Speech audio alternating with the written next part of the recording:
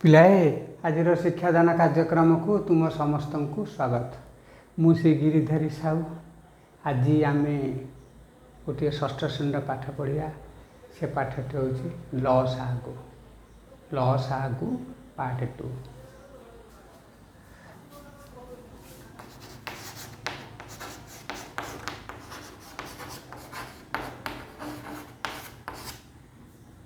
गत काली आम पार्ट 1 पढ़ी।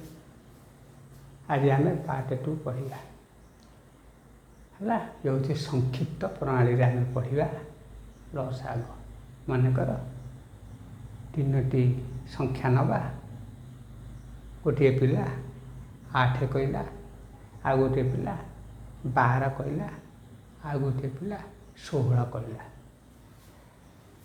8, 12, 16 3 जन छुआ 3टी संख्या कहले। ये संख्या 3टी को नहीं आम लसागु बाहर करिया। आम लसागु बाहर करिया। केमिति बाहर करिया? मौलिक गुणनीयक, साधारण मौलिक गुणनीयक प्रणाली आम बाहर करिया। मौलिक तुम जानी 2टी गुणनीयक थी। 2टी गुणनीयक थी सेटा हूँ मौलिक है। तेणु 8, 12, 16 एमती एक संख्या नवा जहाँकि 3टा जाक एकाथर के छेड़ी थी।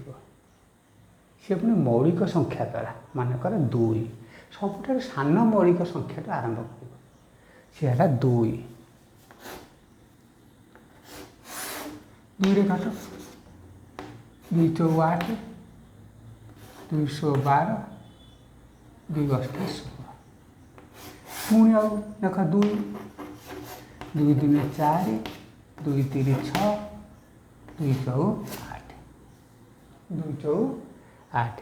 हाँ पिला ये लक्ष्य कर 2 ये 3टी जाकर साधारण मौलिक गुणनीयक। एठी मध्य से ये 2टी 4, 6, 8 साधारण मौलिक गुणनीयक। साधारण मौलिक गुणनीयक 2 2 2 4, 2 3 6, 2 4 8। ये देख 2 4 8, 2 16 12, 2 8 16। तापर देख ये पिला लक्ष्य कर एक समय अंक गुड़िकर साधारण गुणनीयक निर्णय करा जाई पारे। आम बर्तमान कले अंततः 2टी संख्यार एक साधारण गुणनीयक थिबा पर्यंत यही प्रक्रिया चले। यही प्रक्रिया चले। एठी कौन 3टी जाक साधारण गुणनीयक थिला। 2टा पर्यायर 3टी जाक साधारण गुणनीयक थिला। एठी लक्ष्य कर कौन है अंत 2टी संख्यार एक साधारण गुणनीयक थिबा पर्यंत यही प्रक्रिया चले। ये 3टी जाक थिला 2टा आसीगला। 2 काट 2 के 2, 3 के 3, 2 2 4। हाँ पिला 2टी संख्या एक साधारण गुणनीयक थिबा पर्यंत अंततः यही काम बा यही प्रक्रिया चले। जो संख्याटी विभाज्य न हुए ताहा अविकल तलक ओह्लई आसे। देख पिला ये विभाज्य है 2 रे अविकल तलक ओह्लई आसला। शेष कौन हुए जे शेष गुणनीयक मान को गुणन कराए और लसागु स्थिर कराए। शेष गुणनीयक मान को गुणन कराए और लसागु स्थिर कराए। देख गुण 8, 12, 16 लसागु 2 गुणन 2 गुणन 2 ये 3टा 1 2 3 ये सब बड़ी पड़ी 3 गुणन 2 2 2 4, 4 2 8, 8 3 24, 24 2 40। प्रथम तुम्हें कौन कल ଏକ ସମୟରେ ସଂଖ୍ୟା ଗୁଡ଼ିକର ସାଧାରଣ ମୌଳିକ ଗୁଣନୀୟକ ନିର୍ଣ୍ଣୟ ହେବା ପର୍ଯ୍ୟନ୍ତ ଚାଲେ। ଯେତେବେଳେ ସବୁ ସରିଗଲା, ଏକ ସମୟରେ ସବୁ ମୌଳିକ ଗୁଣନୀୟକ ମାନଙ୍କ ଦ୍ୱାରା କ'ଣ ହେଲା କଲ। ତାପରେ କ'ଣ ଅନ୍ତତଃ ଏଠି ଦୁଇଟା ଯାକ ଚାଲିଗଲା। 2 ଚଉ 8, 2 ଷୋଳ 12, 2 ଅଷ୍ଟା 16, 2 2 4, 2 3 6, 2 ଚଉ 8, ଏଠି ତିନିଟା ଯାକ ଗଲେ। ଏକ ସମୟରେ ସଂଖ୍ୟା ଗୁଡ଼ିକ ସାଧାରଣ ଗୁଣନୀୟକ ଏକ ସମୟରେ ସବୁ କଲେ। ତାପରେ କ'ଣ ହେଲା ଅନ୍ତତଃ ଦୁଇଟି ସଂଖ୍ୟାର ଏକ ସାଧାରଣ ଗୁଣନୀୟକ ଥିବା ପର୍ଯ୍ୟନ୍ତ ଏହି ପ୍ରକ୍ରିୟା ଚାଲେ। ଏଠି ତିନୋଟିର ଥିଲା ସାଧାରଣ ଗୁଣନୀୟକ, ଏଠି ଦୁଇଟିର ସାଧାରଣ ଗୁଣନୀୟକ। ଆଚ୍ଛା, ତାପରେ କ'ଣ ହୁଏ? ଯେଉଁ ସଂଖ୍ୟାଟି ବିଭାଜ୍ୟ ନ ହୁଏ, ଏଠି ଦେଖ ସଂଖ୍ୟାଟି 3ଟା ବିଭାଜ୍ୟ ହେଲାନି, ଅବିକଳ ସେ ତଳକୁ ଓହ୍ଲେଇ ଆସେ। ଶେଷରେ କ'ଣ ହୁଏ? ଗୁଣନୀୟକ ମାନଙ୍କୁ ଗୁଣନ କରାଯାଇ ଲସାଗୁ ସ୍ଥିର କରାଯାଏ। ତାର ଅର୍ଥ 8, 12, 16ର ଲସାଗୁ, 8, 12, 16ର ଲସାଗୁ କେତେ?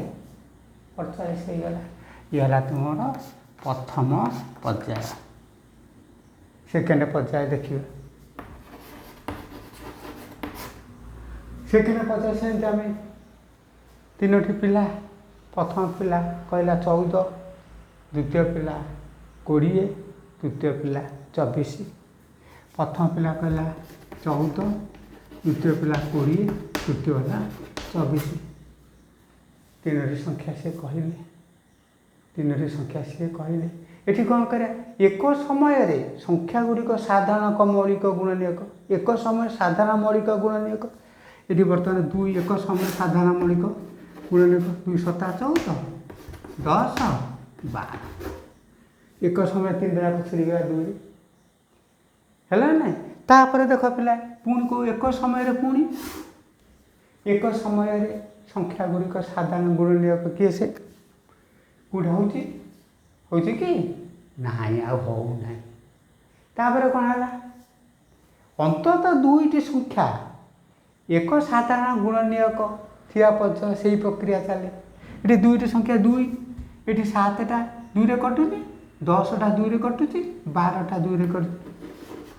7କୁ 7 ଓହ୍ଲେଇ ଅବିକଳ ଓହ୍ଲେଇ ଆସିବ। ଏଠି କୁହାଯାଇଥିଲା ଯେଉଁଟା ନ ଛିଡ଼ିବ ସେଇଟା ଅବିକଳ ତଳକୁ ଓହ୍ଲେଇ ଆସିବ। କିନ୍ତୁ ଅନ୍ତତଃ ଦୁଇଟି ସଂଖ୍ୟା ଏକ ସାଧାରଣ ଗୁଣନୀୟକ ଥିବା ପର୍ଯ୍ୟନ୍ତ କାମଟି ଚାଲିବ। ଏଠି 2 5 10, 212 ହେଇଗଲା। ତାପରେ ଲକ୍ଷ୍ୟ କର ପିଲା, ଇଏ 7, 5 ଆଉ 6 ଇଏ କୌଣସିର କଟୁ ନାହିଁ। କଟୁଛି କି? କଟୁ ନାହିଁ। ତେଣୁ ଏଇଠି ଲସାଗୁ ତୁମର କ'ଣ ହେଇଗଲା? କାର୍ଯ୍ୟ ବନ୍ଦ ହେଇଗଲା। ଏମାନେ ସମସ୍ତେ ପରସ୍ପର କ'ଣ ହେଲେ? ମୌଳିକ ହେଇଗଲେ। ତେଣୁ କାର୍ଯ୍ୟଟି ଏଇଠି ବନ୍ଦ ହେଇଗଲା। ତାପରେ କ'ଣ? ଶେଷରେ ଗୁଣନୀୟକ ମାନଙ୍କୁ ଗୁଣନ କରାଯାଏ। ଗୁଣନୀୟକ ତାପରେ କ'ଣ? 14, 20, 24ର ଲସାଗୁ 2 ଗୁଣନ 2 ଗୁଣନ 7 ଗୁଣନ 5 ଗୁଣନ 6, 2 ଗୁଣନ 2, ଏ 2, ଏଇ 2, ଏ 2, ଏଇ 2, ଏଇ 7, ଏଇ 7, ଏଇ 5, ଏଇ 5, ଏଇ 6, ଏଇ 6। ଆକୁ ଗୁଣିବ। ଗୁଣିଦେଲେ କେତେ ହେବ ପିଲା ଜାଣିଛ? 800।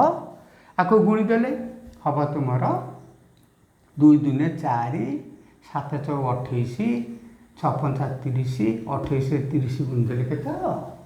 840। 840। ତା ତ 14, 20, 24ର ଲସାଗୁ ହେଲା 840। 840 ଇଏ ଥିଲା ତୁମର ପାର୍ଟ 2। ପିଲାଏ ମନେ ରଖ, ଏକ ସମୟରେ ସଂଖ୍ୟା ଗୁଡ଼ିକର ସାଧାରଣ ମୌଳିକ ଗୁଣନୀୟକ ନିର୍ଣ୍ଣୟ କରିବା ପର୍ଯ୍ୟନ୍ତ କାମଟି ଚାଲିବ। ଅନ୍ତତଃ ଦୁଇଟି ସଂଖ୍ୟାର ଏକ ସାଧାରଣ ଗୁଣନୀୟକ ଥିବା ପର୍ଯ୍ୟନ୍ତ କାମ ଚାଲିବ। ପ୍ରଥମେ ସବୁଯାକ ଯିବ, ତାପରେ 2ଟି ଥିଲେ ହେବ ଚଳିବ ହେଲା। ଶେଷରେ କ'ଣ ହେବ? ଯେଉଁଟାକ ବିଭାଜ୍ୟ ନ ହେଉଥିବ ସେଇଟା କ'ଣ ହେବ? ଅବିକଳ ଓହ୍ଲେଇ ଆସିବ। ଶେଷରେ ଗୁଣନୀୟକମାନଙ୍କୁ ଗୁଣନ କରାଯାଏ ଓ ତାହାର ଲସାକୁ ସ୍ଥିର କରାଯାଏ। ହଁ ପିଲା, ଆଜିର ଶିକ୍ଷାଦାନଟି ଥିଲା ଲସାଗୁ ପାର୍ଟ 2 ସଂକ୍ଷିପ୍ତ ଧାରାରେ ପଢ଼ା ହେଲା। ଗତକାଲି ଆମେ ପାର୍ଟ 1 ପଢ଼ିଥିଲେ। ପାଠ 2ଟି ପରସ୍ପର ସହିତ ସମ୍ପୃକ୍ତ ଅଛି। ପରସ୍ପର ସହିତ କ'ଣ ପରସ୍ପରକୁ ବୁଝିଥିଲେ ପାଠଟି ତୁମେ ଭଲ ଭାବରେ ବୁଝିପାରିବ। ଗତ ପାଠ ସହିତ ବର୍ତ୍ତମାନ ପାଠ ବା ଆଜିର ପାଠ ସମ୍ପର୍କ ରହିଛି। ହଁ ପିଲା, ଆଜିର ଶିକ୍ଷାଦାନ କାର୍ଯ୍ୟକ୍ରମଟି ଷଷ୍ଠ ଶ୍ରେଣୀ ପାଇଁ ଉଦ୍ଦିଷ୍ଟ ଥିଲା। ତୁମେ ଯଦି ପାଠଟି ଭଲ ଭାବରେ ଶୁଣିଥିବ ତାହେଲେ ତୁମ ଭବିଷ୍ୟତରେ ନିଶ୍ଚିତ କାମ ଦେବ। ଧନ୍ୟବାଦ।